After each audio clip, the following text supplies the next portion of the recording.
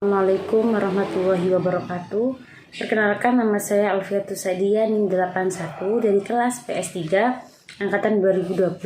Di sini saya akan menanggapi video dari Bapak Abdul Wadud Nafis LCMEI yang berjudul tentang ekonomi terbuka 4 sektor. Yang mana sepertinya kalian pasti bingung, masih bingung atau gimana, apa sih ekonomi 4 sektor itu? Nah, di sini saya akan menjelaskan. Ekonomi terbuka 4 sektor adalah perekonomian suatu negara yang terlibat luas dalam perdagangan negara. Ada luar negeri, maka negara ini akan terjadi ekspor dan impor. Dan terjadi perdagangan negara. Misalnya Indonesia memiliki produksi minyak yang melimpah, maka minyak tersebut bisa dijual di luar negeri seperti Singapura, Malaysia, Rusia, dan lain sebagainya. Atau Indonesia itu butuh dan tidak diproduksi di luar negeri, di dalam negeri, dan itu diproduksinya di luar negeri. Contohnya handphone, maka dia perlu impor dari luar negeri. Nah, seperti itu teman-teman. Yang kedua, konsekuensi dari perekonomian terbuka. Dari segi ekonomi makro, ekonomi terbuka berarti ada pasar. Ada pasar keempat dalam proses perekonomian, yaitu pasar luar negeri.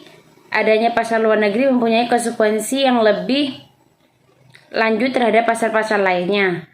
Khususnya ada konsekuensi penting yang menyangkut penyesuaian, pengertian, 3 konsep, yaitu 1. Permintaan agregat. Yang kedua, jumlah uang yang beredar. Yang ketiga, harga barang atau jasa. Nah, yang ketiga, sirkulasi pendapatan perekonomian 4 sektor.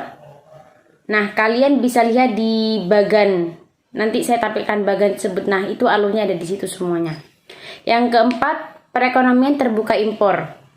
Pengertian perekonomian terbuka impor. Perekonomian terbuka impor merupakan pembelian dan pemasukan barang dari luar negeri untuk keperluan atau dipasarkan di dalam negeri. Yang kelima, manfaat kegiatan impor. 1. Memperoleh barang dan jasa yang tidak bisa dihasilkan setiap negara. Yang kedua, memperoleh tenaga kerja modern. Yang ketiga, memperoleh bahan baku. Yang keenam, perekonomian terbuka ekspor. Perekonomian terbuka ekspor adalah barang dan jasa yang diproduksi di dalam negeri dan dijual negara jika suatu negara membuka perdagangan internasional dan menjadi pengekspor suatu barang, maka produsen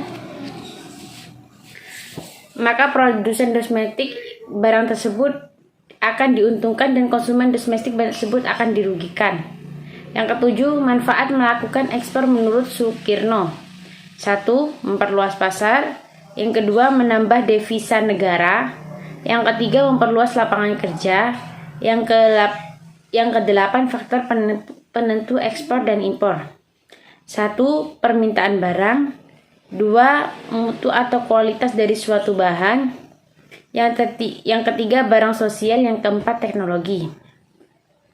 Yang kesembilan, faktor penentu impor. Faktor-faktor yang menentukan impor tidak berbeda dengan faktor ekspor dalam perekonomian terbuka. Nah, sekian penanggapan video dari saya. Jika ada salah kata, saya mohon maaf yang sebesar-besarnya. Wassalamualaikum warahmatullahi wabarakatuh.